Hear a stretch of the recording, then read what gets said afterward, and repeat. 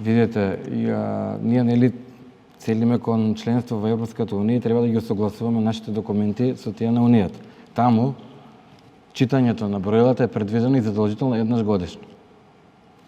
Еве во Словенија конкретно самите потрошувачи си имаат лозинки и кориснички имиња, сами внесуваат податоци за својата потрошувачка, а еднаш во годината операторот на системот врши проверка и усогласување на сметките. Кај нас во законот е предвидено квартално.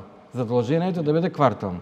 И генерално дистрибутерот некои броила ги читаат секој месец, некои не ги читаат секој месец. И јас се согласувам дека и тие што ќе бидат паушални сметки треба да бидат по-реални.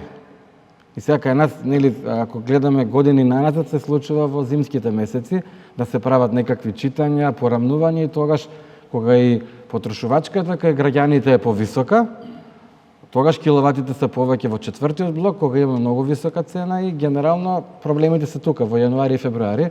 Да, и треба и операторот за дистрибутивен систем заедно со регулаторната комисија за енергетика да најдат начин тие паушални сметки да бидат многу реални, бидејќи на крај секој сака да плати толку колку што го потрошил, така ли?